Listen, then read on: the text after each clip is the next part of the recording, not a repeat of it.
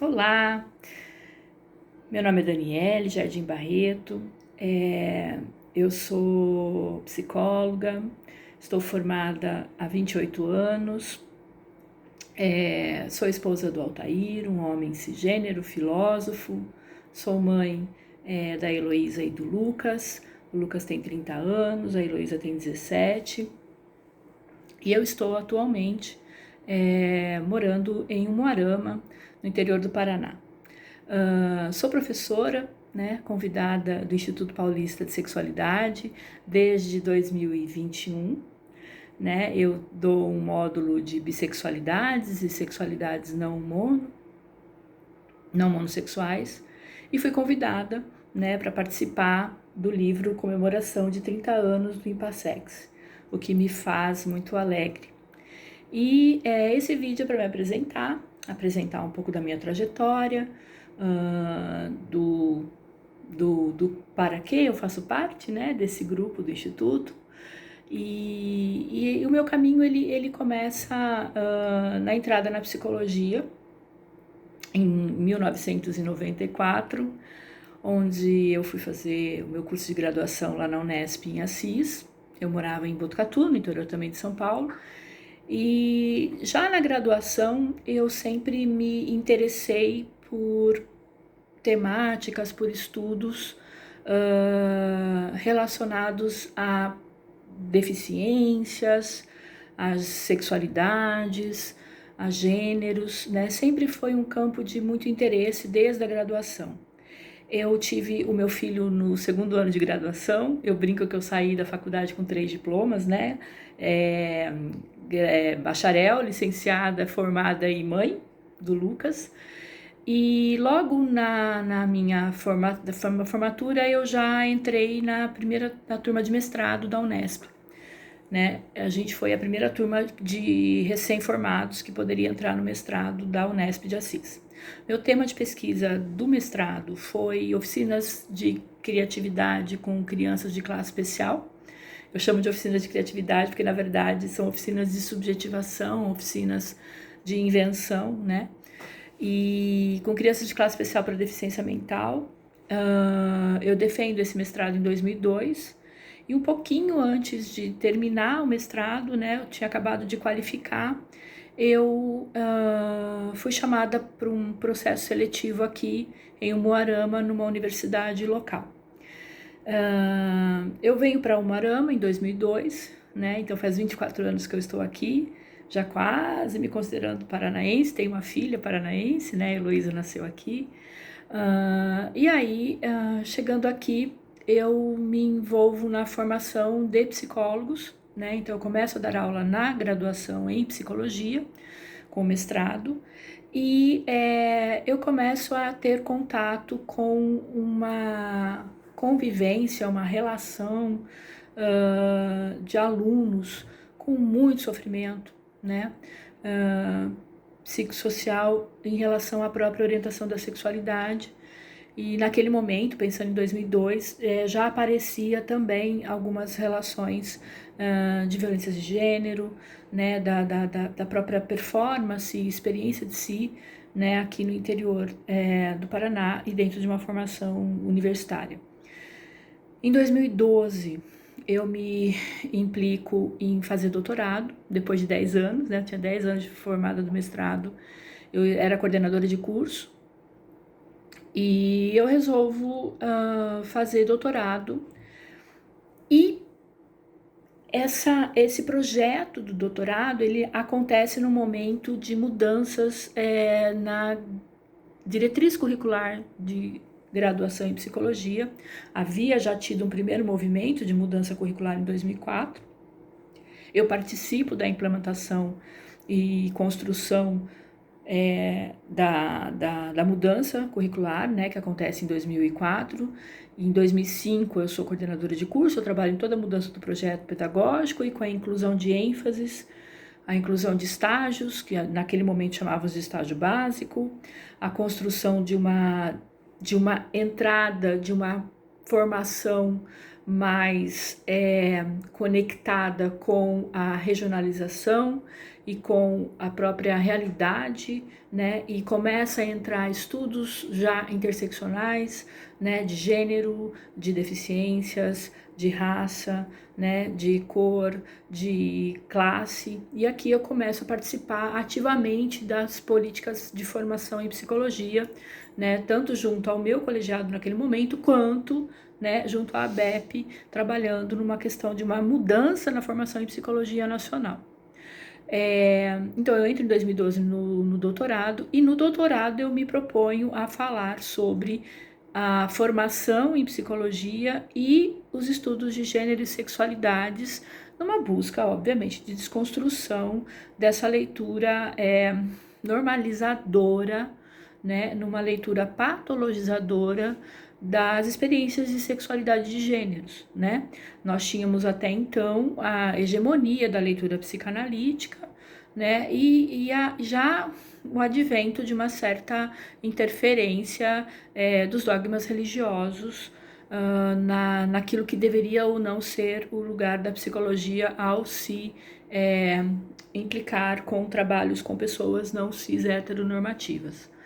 Eu faço doutorado, então, também em Assis, São Paulo, na Unesp, e defendo, né, a tese da necessidade de que a psicologia, né, trabalhe na vertente pós-estruturalista, né, dos estudos feministas e da lógica dos direitos humanos, para que nós possamos ter uma prática que não produza violências, né, nas vidas não cis heteronormativas.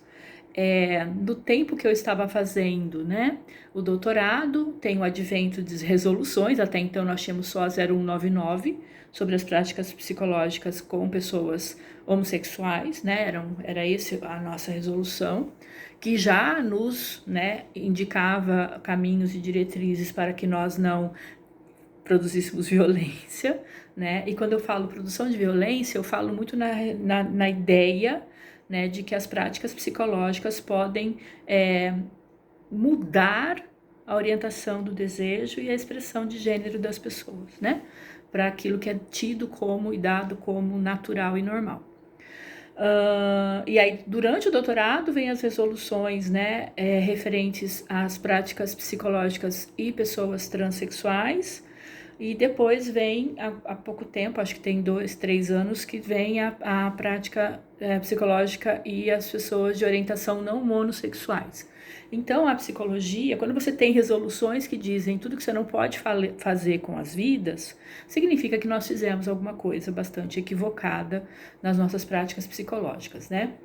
Então, a partir desse doutorado, eu me implico mais, né, mais nessa atuação profissional, de formação, com a criação de projetos de pesquisa, com a criação de projetos de extensão, né?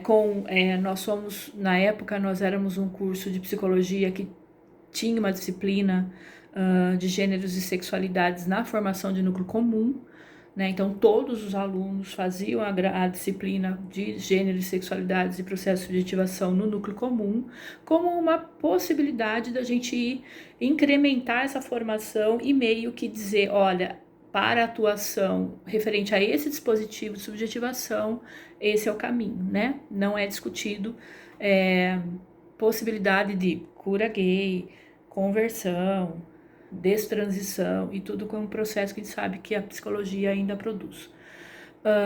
Eu também atuo, né, como campo de trabalho desde 2019, né, que é quando eu saio da coordenação de curso da instituição que eu trabalhava, com clínica, né, e eu sou uma estudiosa, uma aprendiz, né, da filosofia da diferença, da esquizoanálise, né, com ênfase na esquizoanálise, da escola francesa, né, de Félix Guattari e de Gilles Deleuze, e também trabalho com autores latino-americanos, né, e gosto muito, né, de trabalhar com a produção teórica do Davidson Miranda, né, ao qual eu tenho e participo de grupos de estudo e de proposições que ele faz de coletivos para a gente pensar que psicologia fazemos, né, e problematizar. Do Domênico Ur, né, são pessoas aqui que estão produzindo, né, o pessoal do Instituto Barenblitz, né, também tenho, né, contato com estudos, aprofundamentos e tento contribuir, né, com alguns processos.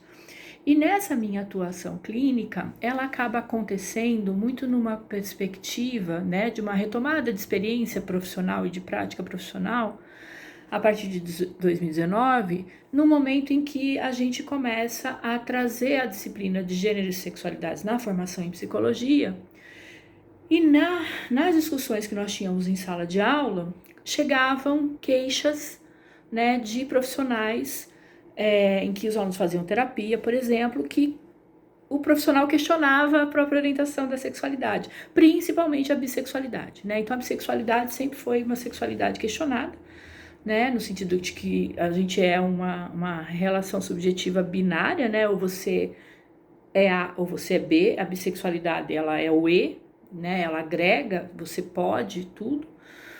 E as variações da bissexualidade, né? Todas elas são agregadoras de experiências e não polarizadoras da experiência. É sempre um E, né? E os alunos traziam muita queixa, né? Sobre essa questão do questionamento do profissional da psicologia sobre a sexualidade.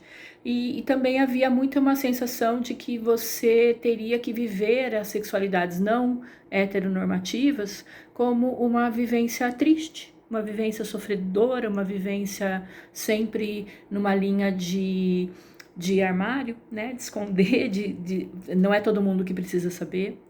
E isso foi sendo vivido assim ao longo tanto da graduação em psicologia, porque a partir de 2018 eu também dava aula na medicina, então isso também acontecia nas minhas aulas no curso de medicina. E aí eu fiquei muito, acho que sensível a essa experiência tão ruim que esses alunos tinham, né? Além também de começar a chegar, né, em sala de aula, pessoas com experiências transexuais que não tinham com quem conversar, porque os psicólogos daqui não falavam, não trabalhavam, não atuavam. Então eu começo a minha clínica a partir da perspectiva de atendimento à comunidade, né, LGBTQIAPN+, e vou construindo essa prática, né, que busca ter muita clareza do meu lugar cisgênero, branca, né? E cheia de outros privilégios, para que eu possa construir uma prática, uma problematização e um campo de produção de conhecimento que busque, obviamente, não validar as violências que essas pessoas e que as pessoas sofrem cotidianamente, mas principalmente de agregar uma construção, né, de possibilidade e viabilidade de vidas na multiplicidade, de vidas na diferença, mas que possam se sentir pertencentes, que possam se sentir totalmente afirmativas, né? Que sintam-se completamente possíveis, né? E que tenham muita abundância, né? Na própria vida, na vivência e no seu cotidiano, né? E que se mantenham, né, na afirmação da sua não cis heteronormatividade como elemento vital, né, e totalmente pertencente a toda e qualquer coletividade de vida, né? Então que a vida social possa ter o tempo todo pessoas no dia a dia, em qualquer lugar, fazendo qualquer trabalho, vivendo, dançando, estudando, né, produzindo, trabalhando, sendo, né, afirmativamente não cis hétero. Então essa é a minha busca de contribuição para esse capítulo, né, e eu espero que todo mundo possa sentir, né, essa psicologia possível, vital e que ética, né, e que é interseccional em si e que possa ser uma prática psicológica que de fato produza vidas. Obrigada, até.